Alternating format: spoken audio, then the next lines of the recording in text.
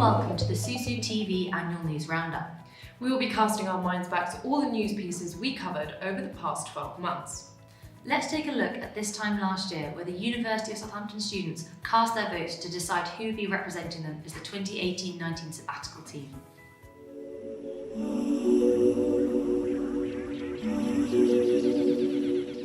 Hi, I'm Emily Dawes. I'm running to be your union president, and I'm here to ensure that the future of the union is about as bright as the colour of my hair. Hi, I'm Evie and I'm re-running to be your VP Democracy and Creative Industries. You should vote for me because I want to create a union that's transparent and accountable and isn't afraid to stand up to the university. Hi, my name's Sam and I believe in fair representation for each and every one of our students. Hi, I'm Emily. I'm running to be your VP Student Communities. Hi, I'm Steve Gore, your current VP Sports. Last year you put your faith in me to lead the sports zone, and this year I'm asking you to re-elect me as VP Sports so I continue my focuses on athlete welfare and fair representation.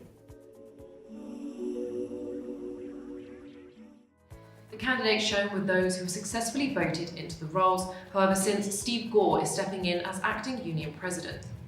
The period after elections saw students across the UK furious as lecturers took strike action against the proposed pension cuts. Our team headed out to speak to the leader of the UCU, the University College Union, as well as affected students. One of the wonderful things about being an academic community is that we've got professors of actuarial science and maths who've done the maths, and they've looked at those numbers and they don't agree with the forecast of that deficit. The scheme has got massive assets. There are 150 large employers in the scheme, big universities like this one, and they've got money.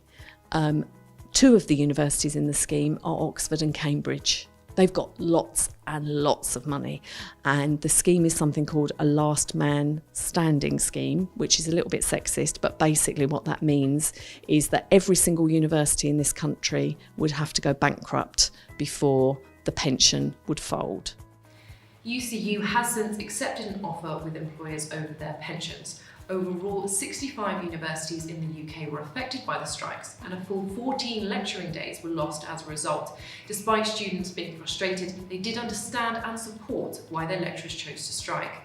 I do really support the lecturers. I think it's a big issue for them. I think if we were working, we would understand that actually our pensions are a big thing.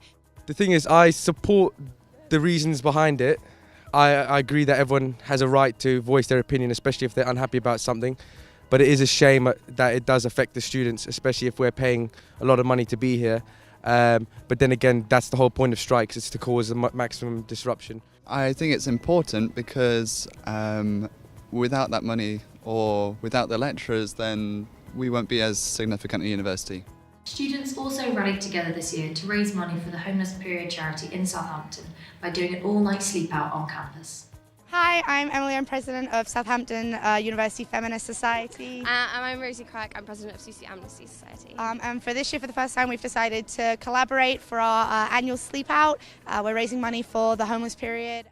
So here we are, 8 a.m, all very bright and chipper, having made it through the night, 12 hours. It was one of the colder ones we've had, I think, but one of the drier ones, which was really reassuring. Nothing sort of wet in the morning to have to pack up, but obviously a reminder that, you know, it was fortunate that we had nice weather for this one night, but not everyone has it every night of the year that they have to sleep out rough. And I think that's the most important thing for us to remember, is that, you know, we're feeling like this after just one night. Imagine what it's like to do it sort of every night. I think our GoFundMe's already up to over £430, so I'm really proud of everyone here and all the work they've done and just sort of keeping morale up throughout the night. From charitable successes to sports successes, let's head over to our sports correspondent for the update. This year, sports in Southampton has been as strong as ever, with a Women in Sport Week campaign encouraging female participation in on-campus sports facilities, as well as another varsity win. Competing against Portsmouth in the annual varsity competition, Team Southampton brought home its 10th win with 180 points to 72. Here are some of the highlights from the day.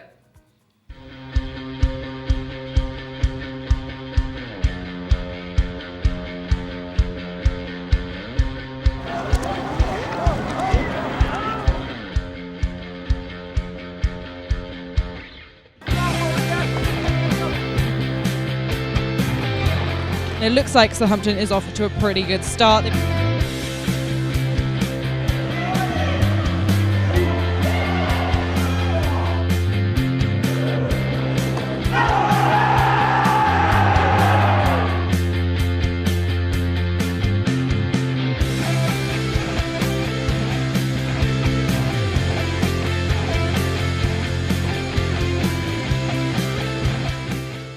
As the 2018-19 academic year commenced, the university was faced with backlash from the behaviour of several of its staff members. Behind both instances was the misuse of social media platform Twitter.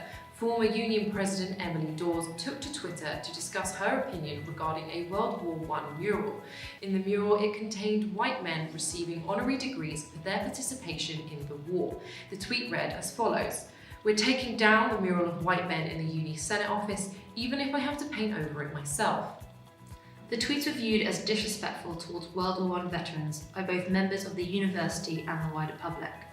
Emily Dawes has since apologised and stepped down from her role as union president. I am not your sort of, poster child for a SUSU president.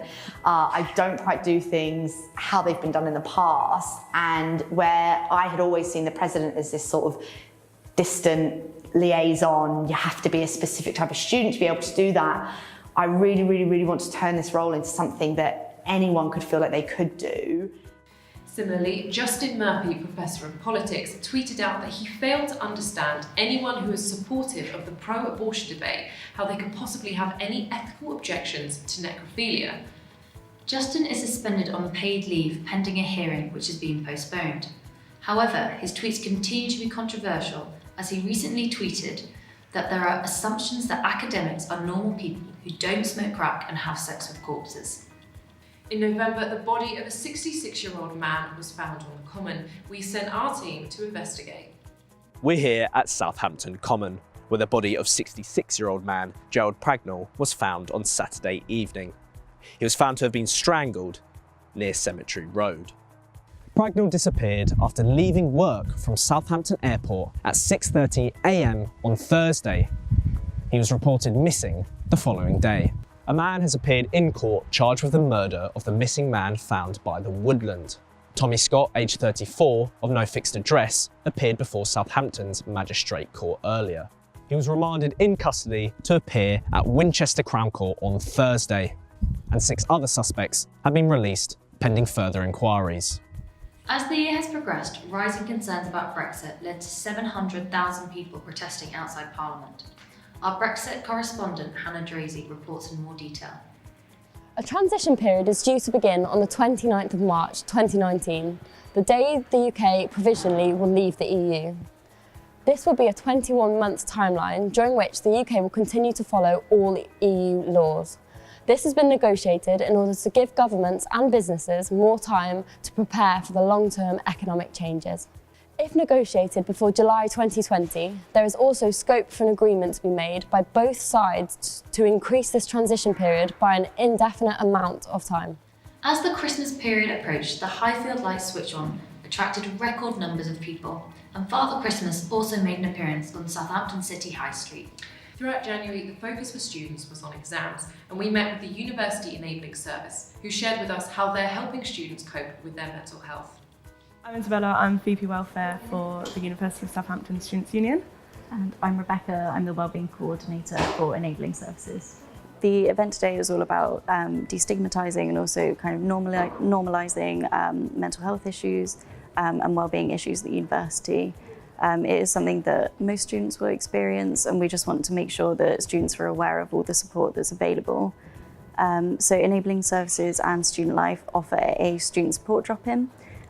These run every weekday between 1 and 3 in the Student Services Centre, and then we also run an evening drop-in as well in various locations so that students can come and chat to us, talk to us about any personal difficulties that they're experiencing, any mental health conditions that they have and what support they have. Thank you for joining us for the 2018-19 year in review. From all of us here at SUSU TV, thank you.